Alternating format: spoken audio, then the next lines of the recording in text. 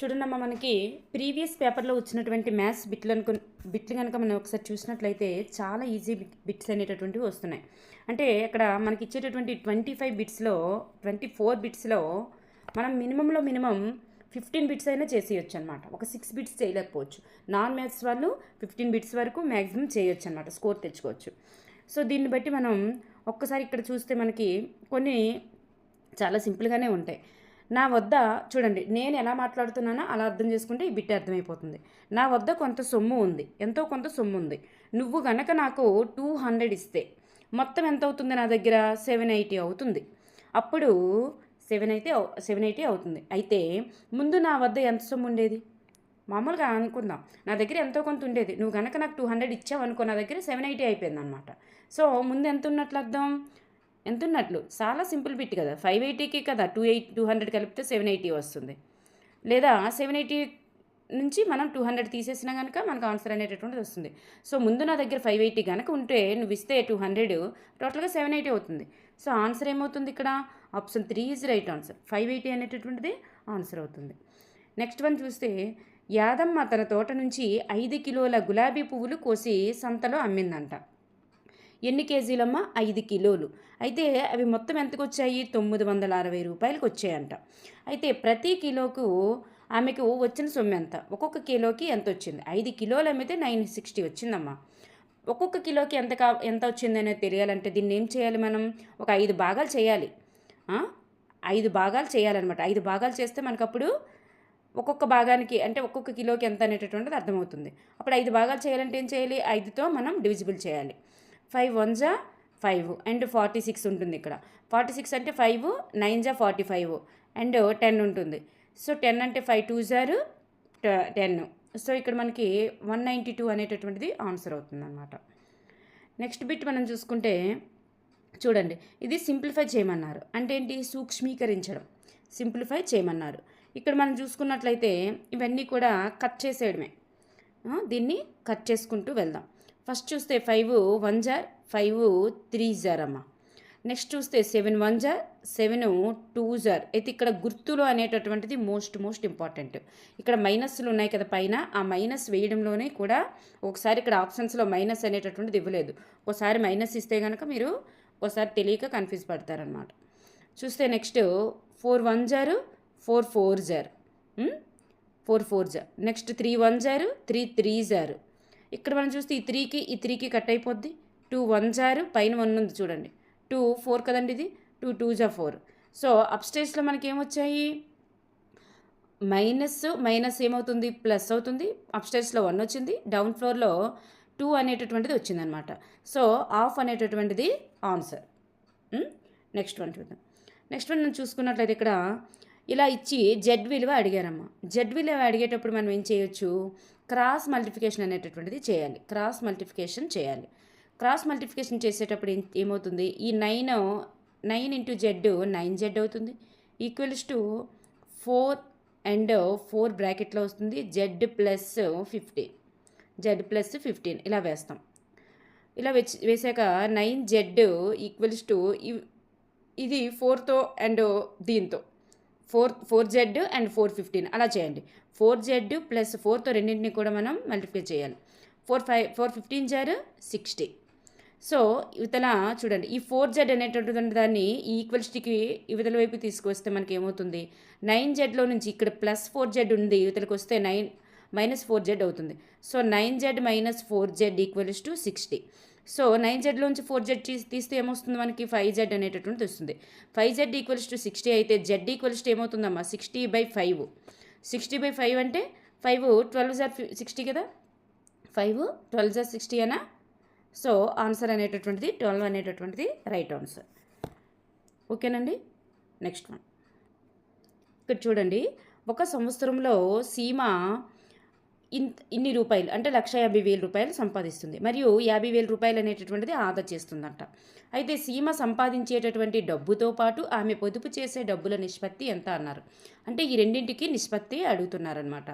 1,50,000 1,50,000 east 50,000. ఇప్పుడు మనం cut చేయడమే. కట్ చేసేటప్పుడు ఈ 4 4 సున్నాలకి ఇటువైపు ఉన్న 4 సున్నాలకి పోతుందన్నమాట. నెక్స్ట్ మనకి ఎంత ఉంది ఇక్కడ 15:5 అనేటటువంటిది ఉంది. సో 5 1 జారు 5 3 జారు. సో మనకి ఎంత ఉంది ఆన్సర్ అప్పుడు 3:1 అనేటటువంటిది ఆన్సర్ అవుతుందన్నమాట. నెక్స్ట్ వన్, దీనిని శాతంలోనికి మార్చమన్నారు. శాతం అంటే ఏం లేదమ్మా, ఇంటూ 100 గుణించేయడమే. ఇంటూ 100 అనేటటువంటిది మీరు చేసేయడమే.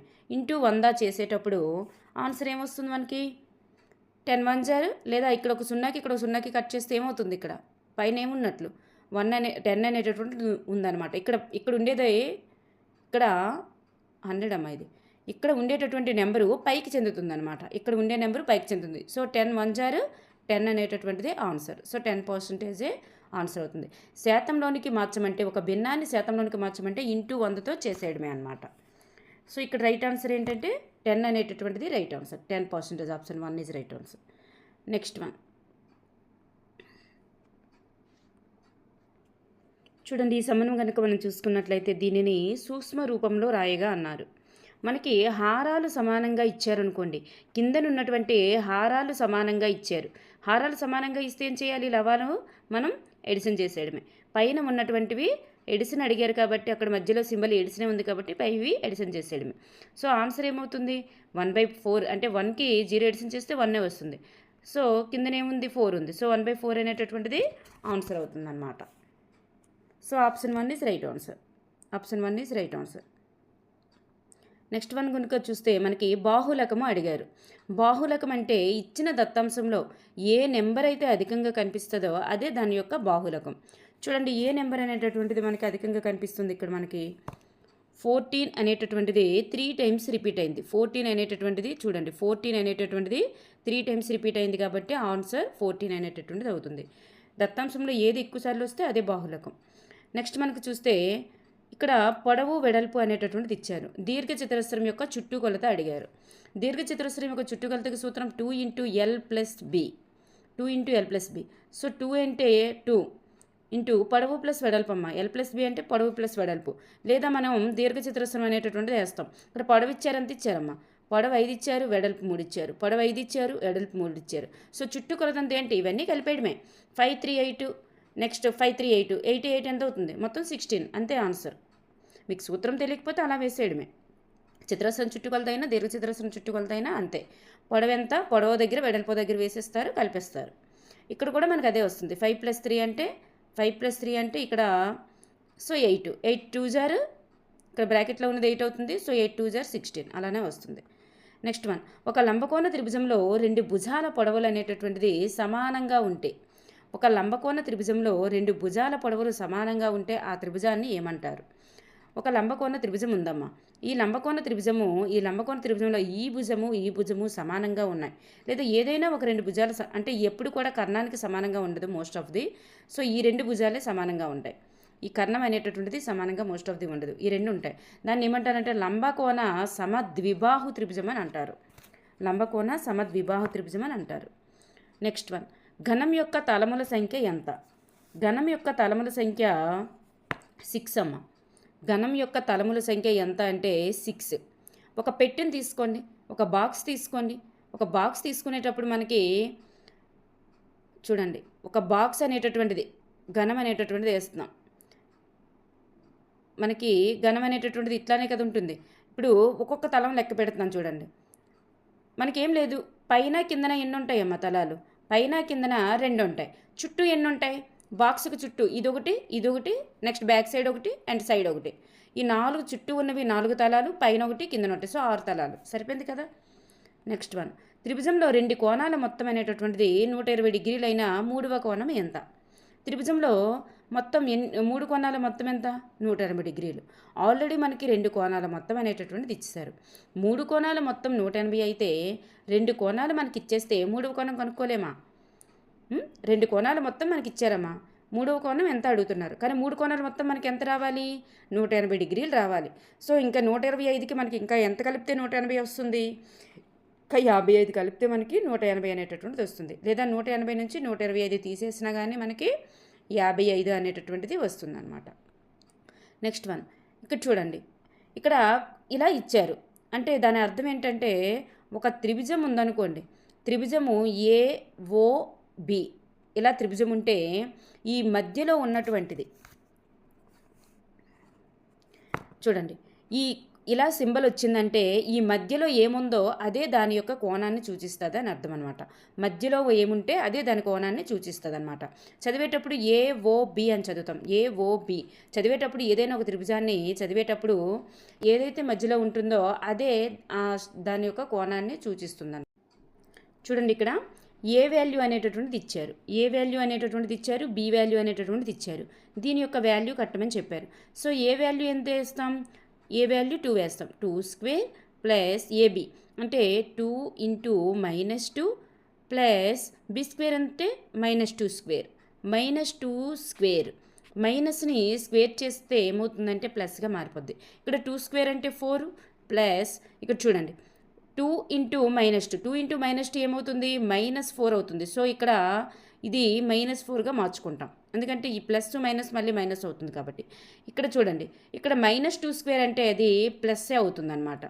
సో ఇక్కడ మనకి +4కి -4కి కట్ అయితే మనకు ఆన్సర్ ఎంత వస్తుందంటే 4 అనేటటువంటిది వస్తుంది అనమాట. ఆన్సర్ మనకి 4 అనేటటువంటిది వస్తుంది. రేష్మ ఒక షాంపూ ప్యాకెట్లో 5 మిల్లీలీటర్ల షాంపూ ఉందని గమనించింది.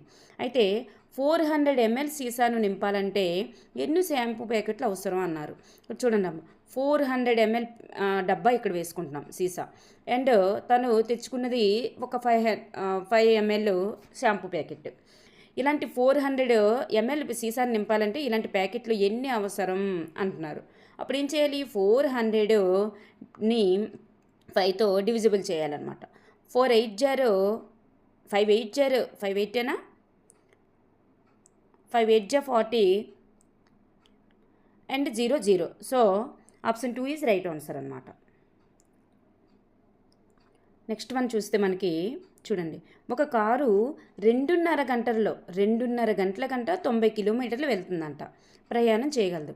అదే వేగంతో 30 కిలోమీటర్లు ప్రయాణించడానికి ఎంత సమయం పడుతుంది అన్నారు. 90 కిలోమీటర్లు ప్రయాణించడానికి తనకి 2.5 గంటల సమయం పట్టింది. 2.5 గంటలు అంటే ఎంతమ్మా, మనకి నిమిషాల్లోనికి వాటిని మార్చుకోండి.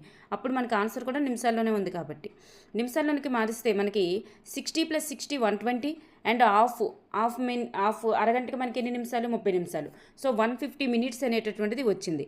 అంటే 90 కిలోమీటర్లకి 150, 90 కిలోమీటర్లకి 150 అంటే 30 కిలోమీటర్లకి ఎంత అన్నారు.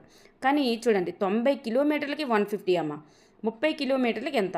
ఈ 90ని ఎన్ని భాగాలు చేస్తే 30 వస్తుంది మనకి, 90ని 3 భాగాలు చేస్తే 30 వస్తుంది కదా. ఇక్కడ అడిగే క్వశ్చన్లో 90ని 3 భాగాలు చేస్తే 30 వస్తుంది. అంటే ఒకవేళ అటు 90 కిలోమీటర్లు అనేటటువంటి దూరాన్ని ప్రయాణిస్తే ఇలా 3 భాగాలు చేస్తే ఇది 30 ఇది 30 ఇది 30 వస్తుంది. అంతే కదా. ఈ 90 కిలోమీటర్లని 150 మినిట్స్లో వాడు ప్రయాణిస్తే మనకి 30 అడుగుతున్నారు. ఈ 90ని 3 భాగాలు చేసినప్పుడు మనం 150 మినిట్స్ని కూడా 3 భాగాలు చేసేయండి. సో మనకి ఏమవుతుంది అక్కడ ఆన్సరు. సో 50 మినిట్స్ అనేటటువంటిది వస్తుంది అనమాట. ఈచ్ 150 అయితేనే మొత్తం టోటల్గా 150 అవుతుంది కాబట్టి. సో ఇదనమాట, మనం నిత్య జీవితానికి అన్వయించుకుంటే ఈజీ అయిపోద్ది అనమాట. నెక్స్ట్ వన్ ఇక్కడ చూడండి, దీర్ఘగణం యొక్క కొలతలు 6 సెంటీమీటర్లు 5 సెంటీమీటర్లు 4 సెంటీమీటర్లు. ఇందులో భుజం 2 సెంటీమీటర్లుగా ఉన్నటువంటి చిన్న సమగణాలను ఉంచగల సంఖ్య అన్నారు. అప్పుడు మీరు దీన్ని ఎలా చేస్తారంటే 6 × 5 × 4 అని వేసేయండి. కిందన 2 × 2 వేస్తారనమాట. 2 సెంటీమీటర్లు ఉన్నటువంటి చిన్న సమగణాలని ఉంచగల సంఖ్య అన్నారు. అంటే సమగణాలే, అది కూడా సమగణాలే కాబట్టి 3 2లు వేసేస్తామన్నమాట.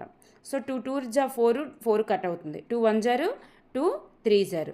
సో 3 5 ఎంత వస్తుంది మనకి అప్పుడు ఆన్సరు, 3 5 15 అనేటటువంటిది మనకి ఆన్సర్ వస్తుందన్నమాట.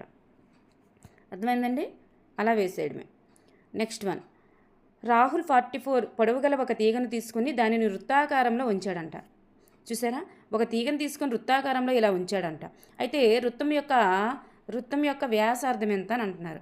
అంటే ఇక్కడ ఈ వృత్తము ఇంత పొడవైనట్టు దాన్ని వృత్తంగా ఉంచారు అంటే అక్కడ అర్థం ఏంటంటే వృత్తం చుట్టుకొలత ఇచ్చారని అర్థం. వృత్తం చుట్టుకొలతకు సూత్రం మనకి 2πr లేదా దాన్ని ఎలా రాయొచ్చు అంటే 44/7r అని రాయొచ్చు. దాన్ని 44/7r అని రాయొచ్చు.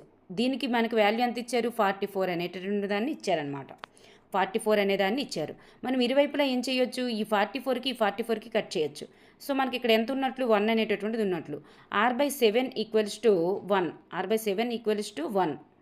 అయితే ఈ 7ని మనం అవతలకు పంపిస్తే ఆర్ ఈక్వల్స్ టు ఏమవుతుంది, లేదా క్రాస్ మల్టిప్లికేషన్ చేసినా కానీ ఆర్ వాల్యూ మనకి 7 అనేటటువంటి ఉంది. మనకి అడిగింది కూడా 7ఏ, అంటే ఆర్ వాల్యూనే కాబట్టి ఇక్కడ మనకి వ్యాసార్థం అడిగారు. ఒకవేళ వ్యాసం అడిగారు అనుకోండి, దీనికి డబుల్ వేసుకోవాలి. ఇక్కడ ఏం అడిగారు అనేటటువంటిది ఒకసారి చూసుకోండి, మీరు చూసుకొని వేయాలి. సో మనకి ఆప్షన్ 1 ఈజ్ రైట్ ఆన్సర్.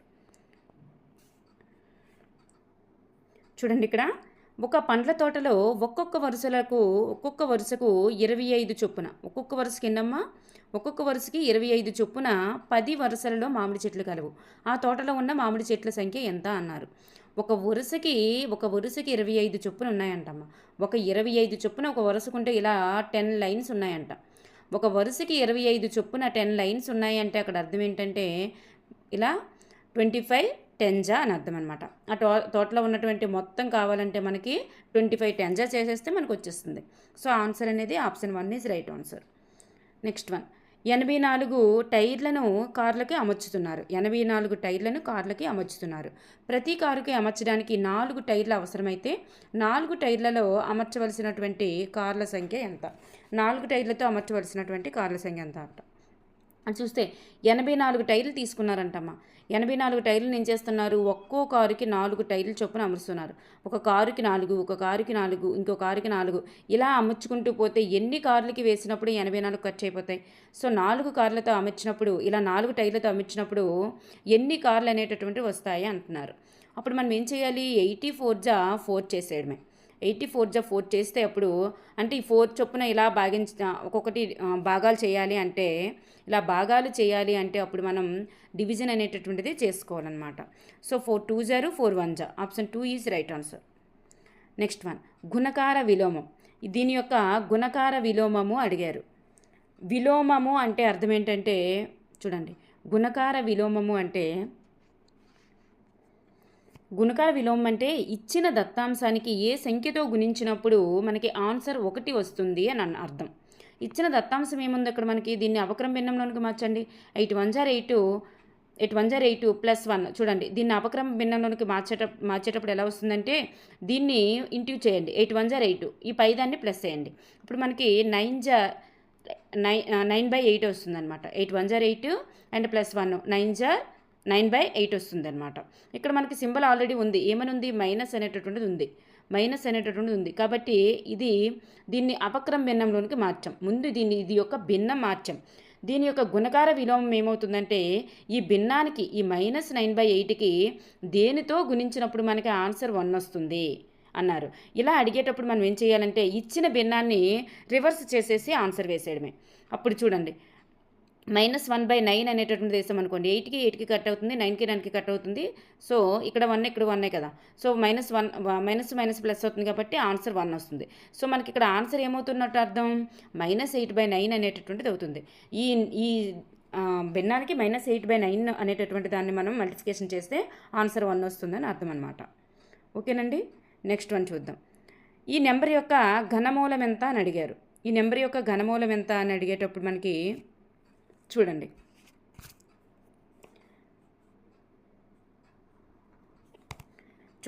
మనకి చివరి ఎంత ఉంది, 16 అనేటటువంటిది ఉంది. అప్పుడు మనకి ఇచ్చిన దత్తాంశంలో కూడా చూడండి, ఇచ్చిన దత్తాంశంలో కూడా చివరి నెంబర్ని 3 సార్లు చేయండి అమ్మ.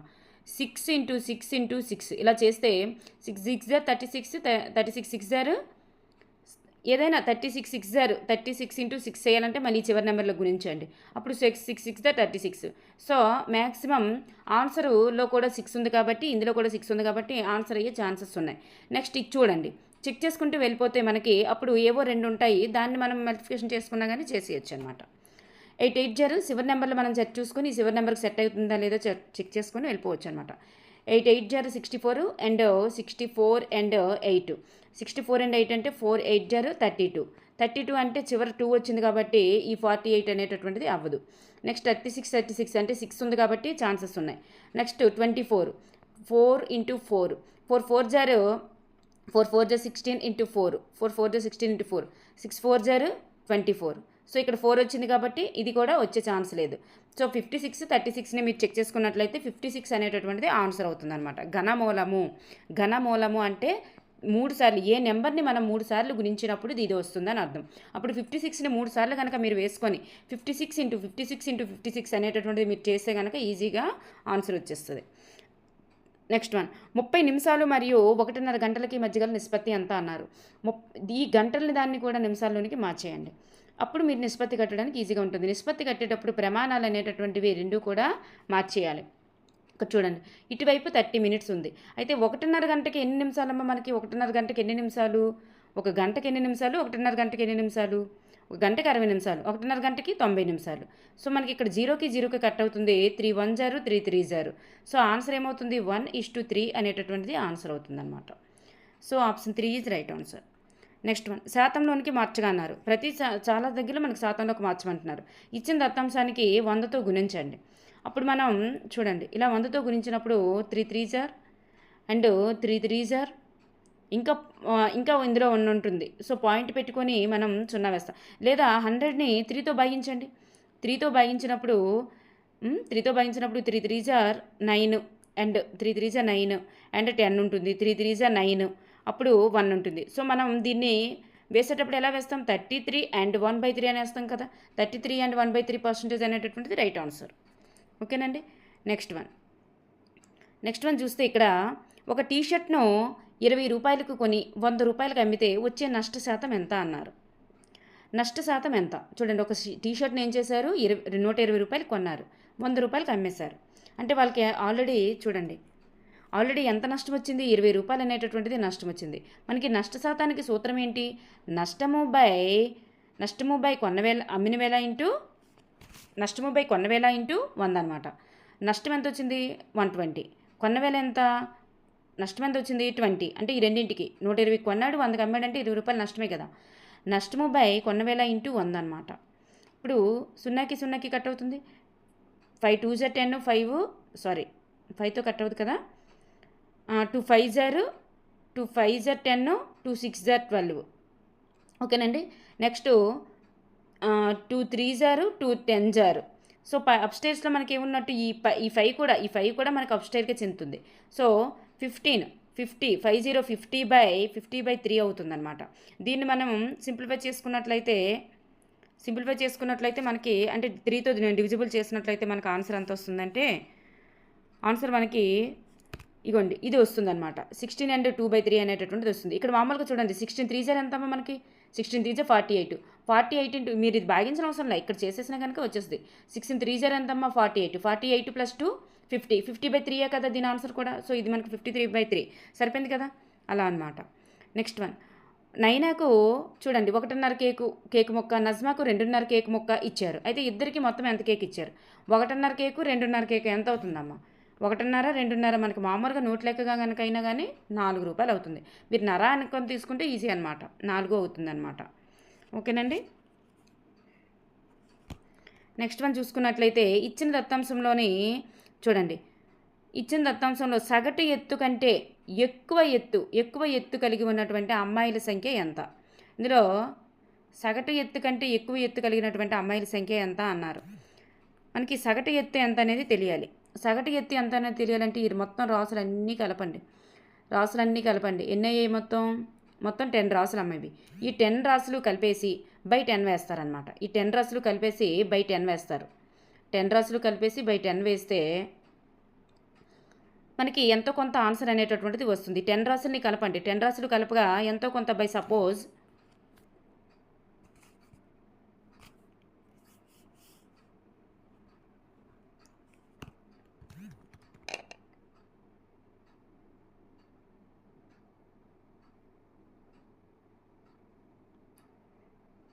మనం సగటు అదంతా మనం ఎడిషన్ చేస్తే కనుక అదే ఆన్సర్ వస్తుందన్నమాట.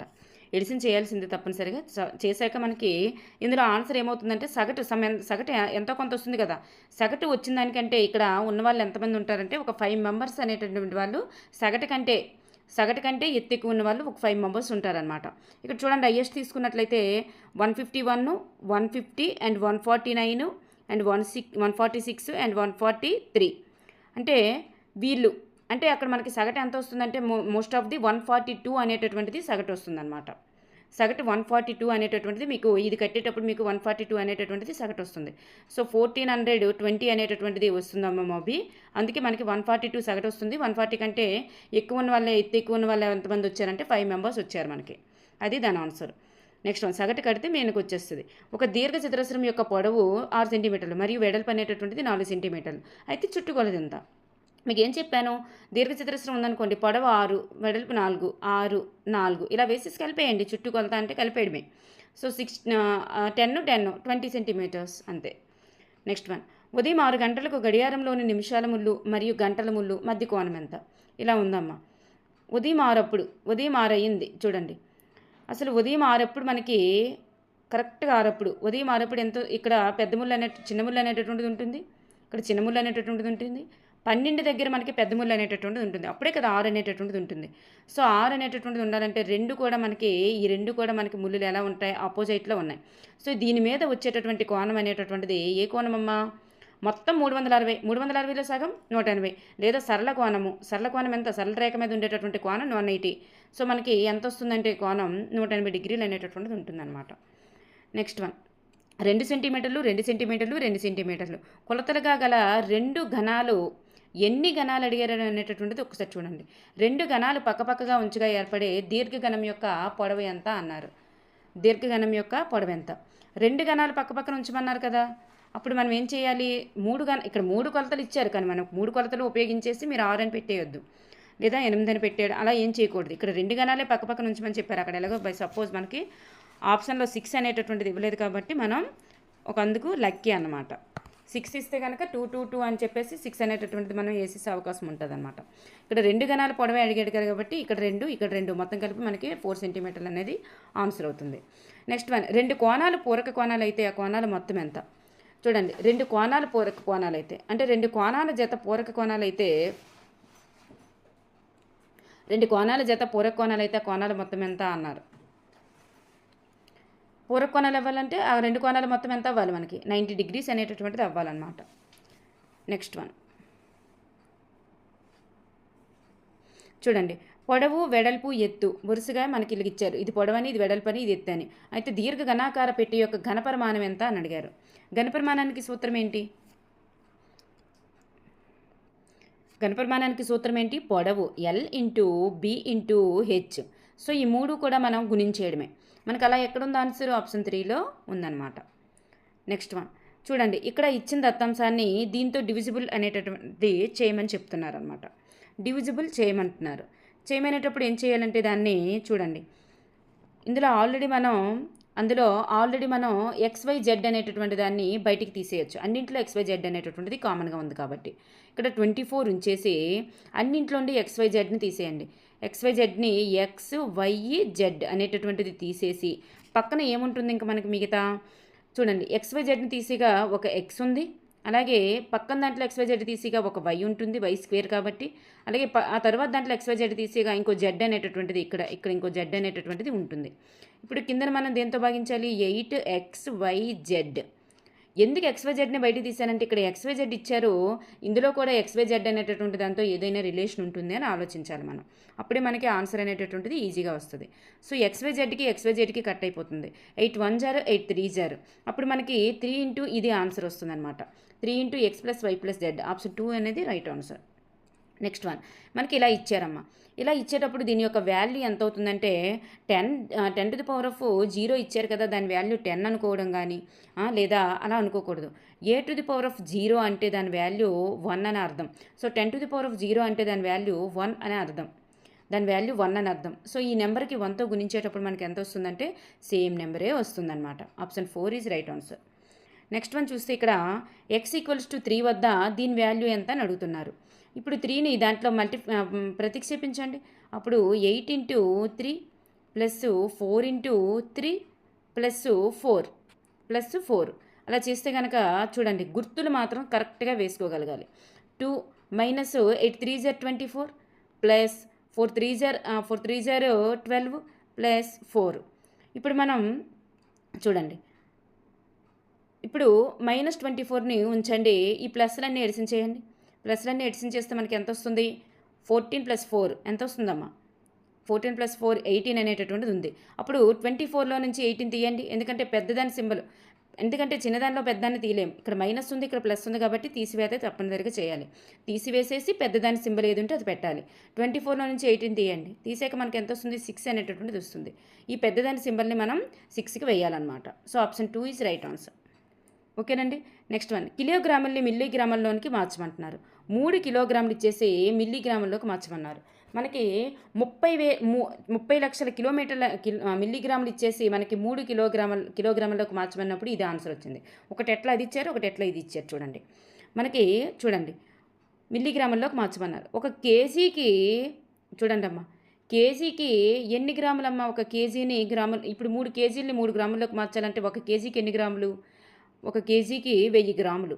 సో 1000 గ్రాములు కాబట్టి 3 కేజీలు అయినప్పుడు ఏమవుతుంది? 3000 అవుతుంది. ఓకేనమ్మా, ఇది గ్రాములు. అయితే ఈ గ్రాముల్ని మిల్లీగ్రాముల్లోకి మార్చినప్పుడు, ఈ కేజీని మార్చినప్పుడు 3000 గ్రాములు వచ్చింది. అయితే ఈ గ్రాముని మిల్లీగ్రాముల్లోకి మార్చినప్పుడు ఒక గ్రాముకి 1000 అమ్మ, ఒక గ్రాముకి 1000 మిల్లీగ్రాములు.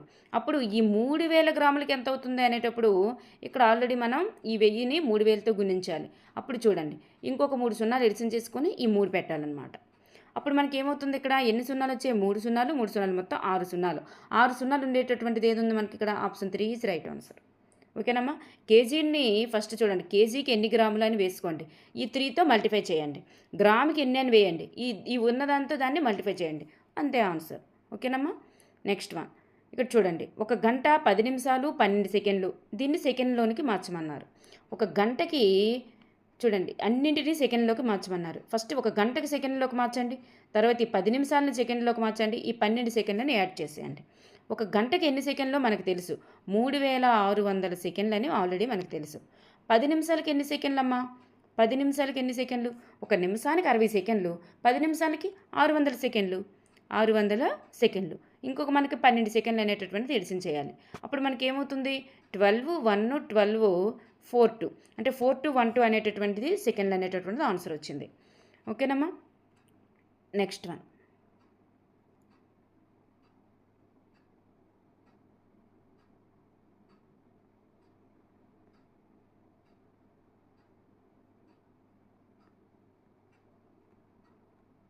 చూడండి, ఒక వృత్తాకారపు పైపు యొక్క వ్యాసార్థం అనేటటువంటిది ఇచ్చారు మనకి 14 సెంటీమీటర్లని.